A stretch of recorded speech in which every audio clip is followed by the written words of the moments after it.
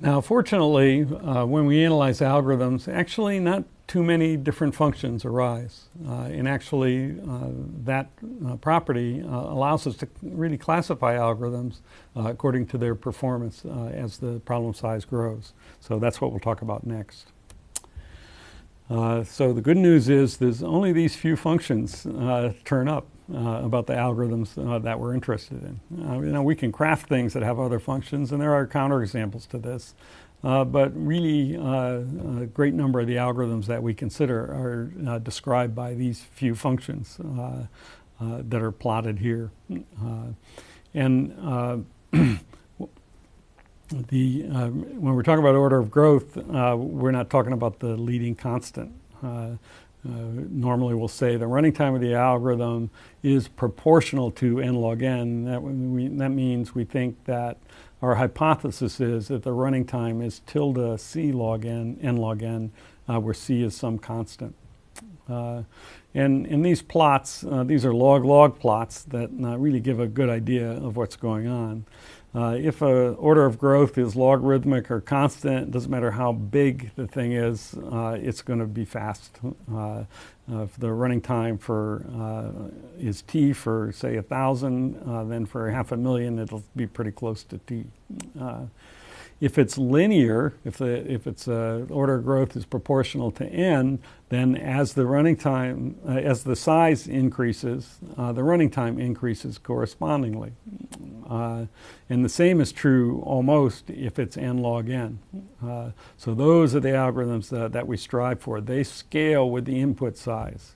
As the input grows, so grows the running time, and that's a reasonable situation to be in. As we talked about when we talked about union find, if it's quadratic, the running time grows much faster than the input size, and it's not feasible to use such an algorithm for large inputs. And cubic is even worse. So what we find is for many algorithms, our first task is really simply make sure it's not quadratic or cubic. And these order of growth classifications actually come from kind of simple patterns in terms of the code that we write. So if our code has no loops in it, then the order of growth is going to be constant. If our code has some kind of loop where the input's divided in half, and so binary search algorithm's an example of that, then our order growth will be logarithmic, and we'll take a look at that analysis. But if you do the doubling test, it grows almost linearly. If you have a huge input and you double the size, it's still going to be, I'm sorry, not linearly, constant, just like if it's constant. You'll hardly notice that log n. If you have a loop where you touch everything in your input, then the running time is linear, proportional to n. So a typical example of that would be find the maximum or count the number of zeros, our one-sum problem. A very interesting category is the so-called n log n algorithms or linear arithmetic algorithms.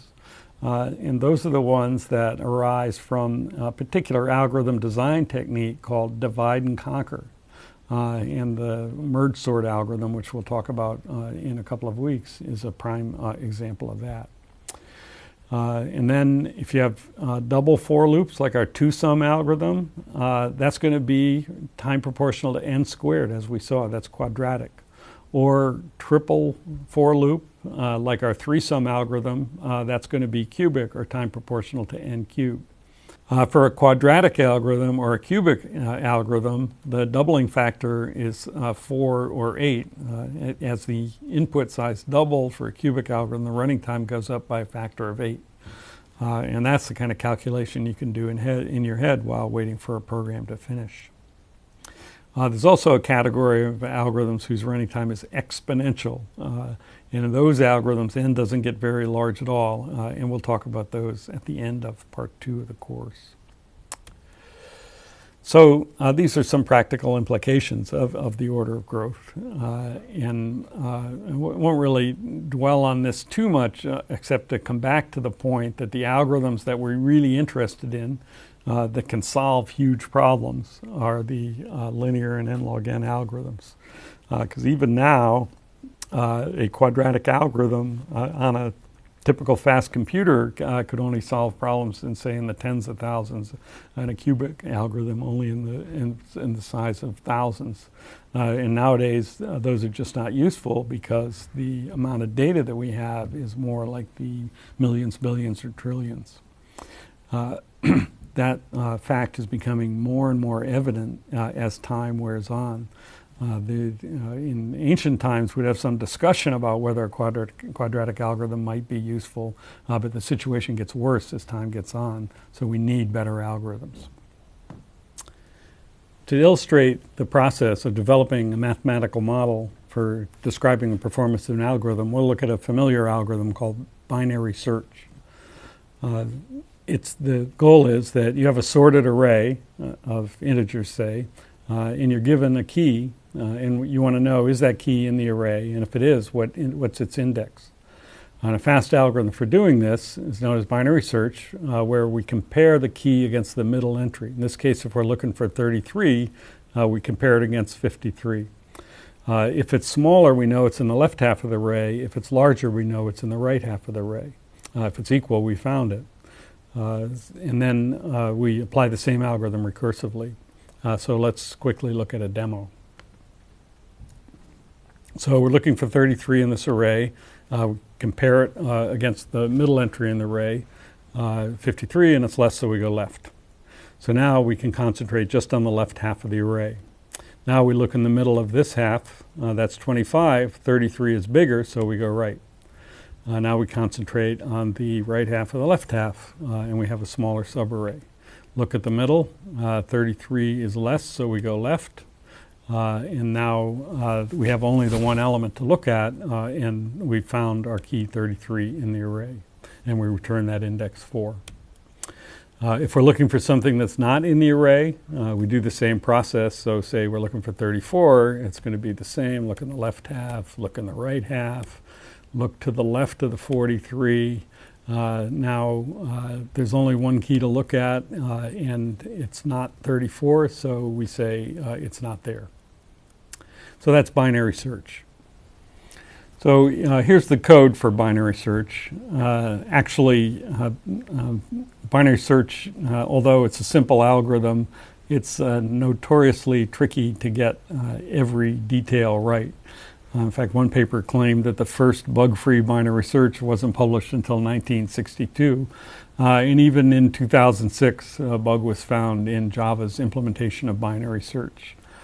Just an indication of the care that we have to take in developing algorithms, especially for libraries that are going to be used by millions of people.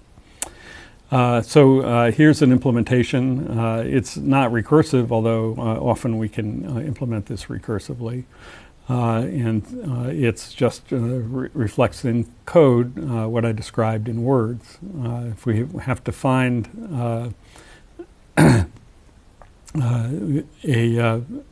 whether keys in an array, we use 2 pointers, low and high, to indicate the part of the array that we're interested in.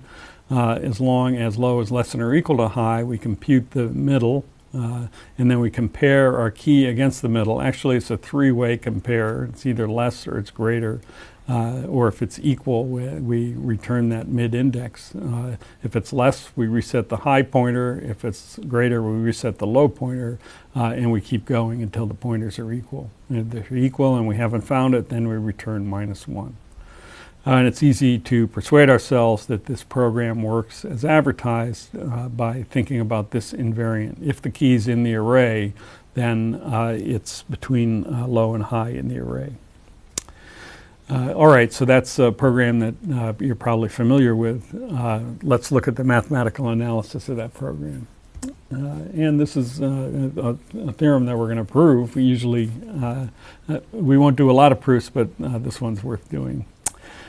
So it says that binary search uses at most 1 plus log base 2 of n compares to complete a search in a sorted array of size n. So we do that, set up the problem by defining a variable t of n, which is the number of compares that binary search is going to need for an array of size n. And then we write down a recurrence relation that reflects the code. And what the code does is it divides the problem size in half so that a t of n is less than or equal to t of n over 2, plus, depending on how you count what the compare is, think of it as really a two-way compare. So divide it in half by doing one compare. And that's true as long as n's bigger than 1. If n's equal to 1, the solution is 1. So that's a recurrence relation describing the computation. And so we can go ahead and solve this recurrence by applying the recurrence itself to the first term on the right. That's called telescoping. So if this is true, then we can apply the same thing to t of n over 2 and throw out another 1. And if this is true, we can apply the same thing to n over 4 and throw another 1, and so forth, until we get down to just 1, in which case we have log n 1s left. Now, this is a proof sketch. You might have noticed that this proof actually only holds if n is a power of 2, because we didn't really specify in this recurrence what we mean if n is odd. But it's possible to go ahead and, possible to go ahead and take care of that detail as well and show that binary search running time is logarithmic always. All right, so given that fact, we can develop a faster algorithm for threesome. It's a sorting-based algorithm. And so what we're going to do is we're going to take the numbers that we have as input and sort them. We'll talk about sorting algorithms next week. And we can get that done in time proportional to n log n, but that's not the main part of the computation. The main part of the computation is after the numbers are sorted, we'll go through and for each pair of numbers, AI and AJ, we'll do a binary search for minus AI plus IJ. If we find it, then we have 3 numbers that sum to 0. So we sort our numbers and then go through for each pair, do a binary search to see if it's there. So minus 40, 0, minus that is 40. We do a binary search that's in there. So we have one solution to the threesome problem. And do that for all pairs of numbers. Then a quick analysis says the order of growth of the running time is going to be n squared log n. You don't even need a good sort. You could use the elementary insertion sort, the first one we talk about.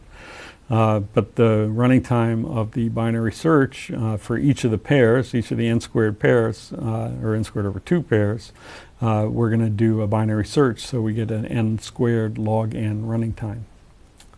So that's a quick example of how we can improve the performance. We can find an improved algorithm to solve a problem. N squared log n is much less than n cubed for large n. And so we're implicitly making the hypothesis that if we do this sort-based thing and use binary search, we're going to have a faster program. And sure enough, we can go ahead and run some experiments and find that whereas it took us 50 seconds to solve the problem for 8,000 numbers before, it's taking less than a second now. In 50 seconds, we can solve up to 64,000. So typically, we expect that better order of growth means faster in practice. But when it comes to examining the algorithms in detail, we can go ahead and do the tests and figure out which algorithm is faster. Certainly, going from n cubed to n squared log n, we're going to expect that we're going to have a much better algorithm.